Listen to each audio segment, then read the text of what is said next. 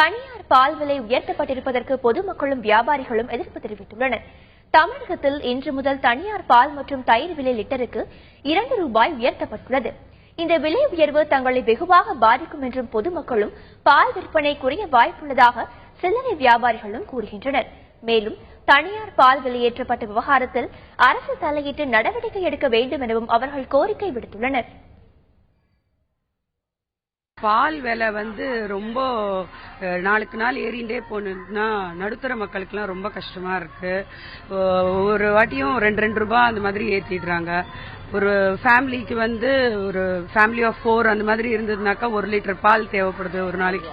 கொஞ்சம் பெரிய ஃபேமிலினாக்கா 2.5 லிட்டர் பால் கூட வாங்குறாங்க. எங்க வீட்ல எல்லாம் நாங்க ஜாயிண்ட் ஃபேமிலி, நாங்க ஒரு நாளைக்கு 3 லிட்டர் பால் வாங்குறோம். அது இந்த அளவுக்கு ஏறிண்டே போச்சுன்னா ரொம்ப கஷ்டம்.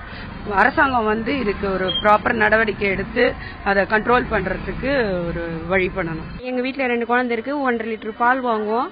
இப்ப பாத்தீங்கன்னா 1 லிட்டர் கம்மி பண்ண ₹7 ஆகுதுன்ட்டு இப்ப மறுபடியும் பால் விலை ஏதுன்னா நாங்க எப்படிதான் குழந்தைங்க எல்லாம் பால் கொடுக்கறது சொல்லுங்க. இருக்க பால் விலை ஏறின்னு தான் இருக்கு. கம்மி பண்றேன்னு சொன்னாங்க, ஆனா கம்மி பண்ணவே இல்ல. இது என்னதான் முடிவுனே தெரியல. பாவின் எந்த பொருளும் கூட்டல. இவங்க வெளிப்பால் மட்டும் கூட்டிட்டு போகும்போது கண்டிப்பா மக்களுக்கு இது வரும்.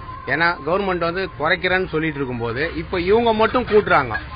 கவர்மெண்ட் குறைக்கிறாங்க, இவங்க பிரைவேட் பால் கூட்டும் போது மக்களுக்கு கொஞ்சம் யோசனை வரும். அப்ப இவங்களுக்கு வியாபாரம் அடிபடும். பப்ளிக் யோசனை பண்ணுவாங்களே, கவர்மெண்ட் பால் குறையுது, பிரைவேட் பால் கூடுதுன்னா ஒரு நாளைக்கு 5 பால் 4 பால் வாங்குறவங்க ஒரு பாலே எடுத்துங்க ₹1 கூடுது, 1 லிட்டருக்கு ₹2. அந்த ₹2 கணக்கு பண்ணி பாருங்க. எல்லாருக்கும் பாதிக்கும் சார். இருக்கப்பட்டவங்க 10 பால் வாங்கினாலும் ₹20 போகுது. அப்போ அவங்க கணக்கு பண்ணுவாங்க, ஒரு நாளைக்கு ₹20, மாசம் ₹6000, எல்லாருமே கணக்கு பார்ப்பாங்க.